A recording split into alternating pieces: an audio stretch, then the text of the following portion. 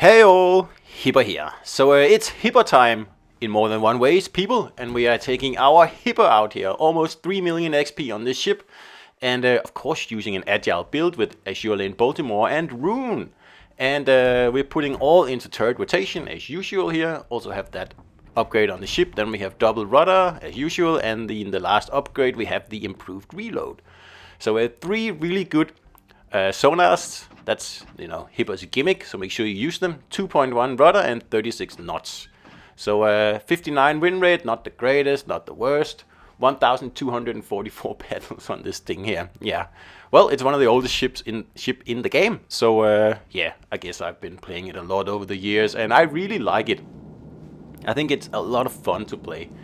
So here we are starting over at the A cap, and I'm going to follow the destroyer in. Because, I'm a cruiser, and guarding destroyers, that's one of your jobs as a cruiser. I don't see many cruisers do that. They usually guard the destroyers. And when I say guard, that's a bit of a exaggeration. They guard the destroyers by sitting 15 kilometers away from the cap and shooting HE at battleships down at the back. That's not how you do it. What you got to do is to move into the cap.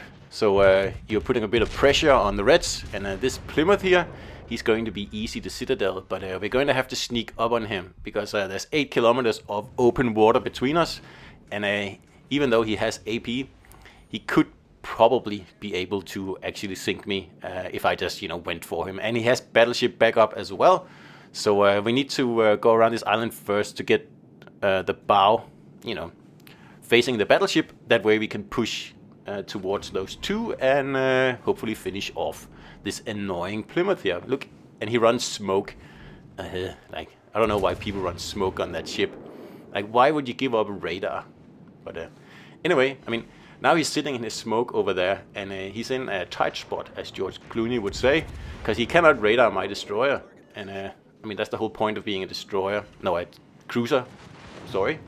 And he's only got AP, so he can't stop me. I'm just gonna go, bow on at him. And sooner or later there will be torpedoes. There they are, but I got my nice sonar to spot them. And the Carolina is in a pretty tight spot as well, because he can't really maneuver. And there's the Plymouth. I only need to get within 5.6 kilometers of it. And look at that, not a single citadel. I was like, what? But okay, fine. Like, that was a pretty good setup there, and I just got absolutely punished by RNG. And again, it's just, not too happy with that. But anyway, other than that, we finish him off there. And then we have the North Carolina. And again, we're just going to go, a little bit angled towards him, because I'm going to sink him before he even gets off the next salvo. At least I think so. And the Kagero comes to play.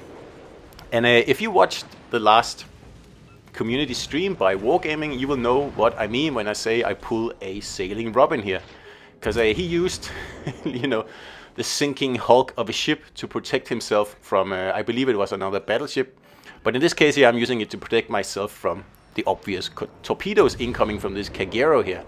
And I can just sit here and shoot at him. He can't torp me, and I'm pretty sure that wasn't in his plan. He's like, uh-oh, well, I'm caught in the sonar, and there's nothing I can do. No, you're going to die here, because you made a fatal error, Mr. Kagero. And I'm not too impressed with my team here, how they let this guy actually disappear. And then, oh, I want intelligence data.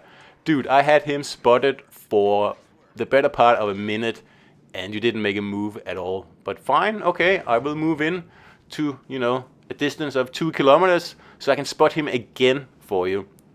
And another destroyer joins the fight, but we just gotta get rid of this one first, so he doesn't reload his torpedoes. We don't want that. So he's gone, and he did get torpedoes off though. That was pretty well done. And I got another Kagero here. I don't know why they're all congregating over here, but it's fine with me, because he's the last destroyer left on the enemy team, and he's just throwing his ship away. So that's excellent. That's perfect. That's really good play. But anyway, Hipper, I like this ship, and that's the flank taken care of. 3 kills for me, and a death strike, and yeah, pretty good. And that was a good setup on the Plymouth there. Using his smoke against him, and then moving in from the side so the battleship can't defend him. And again, I don't understand why you would run smoke on a cruiser that has the option of picking a radar instead. Now, had he run a radar, he would have been able to sit behind the island, or maybe just a little bit out from the island, radar my destroyer, and pick that destroyer off easily. Instead, he decided to go into the cap, smoke up, and that's about it. So yeah, easy prey for Hipper.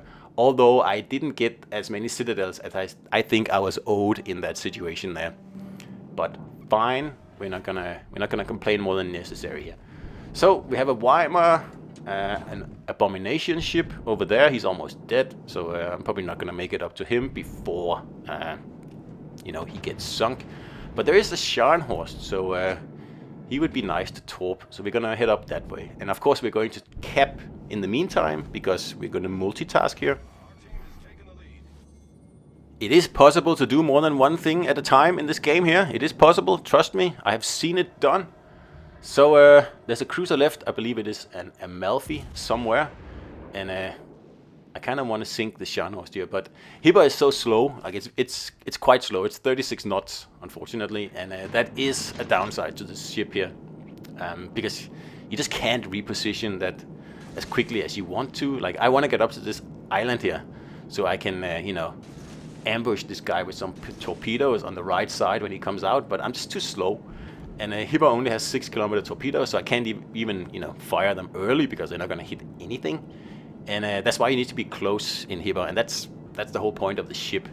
Up close and in the face of the enemies, use your 27mm armor to its best ability. And now you don't have any Yamatos down here to worry about. Hipper is going to have a much better time. So I'm not really sure what this Scharnhorst is doing. So we're just going to fire some torpedoes, and he seems to be, he's turning away. Okay, well, it's a waste, and someone else is going to get this kill here. So that's a shame, but we still have the Amalfi to finish off. He's the last one left, 1 versus 5. That's usually my thing. So I don't envy him this, nasty position here, but yeah, sorry, it does happen. It looks like that's a weird game attack, though. Could he be a mobile player?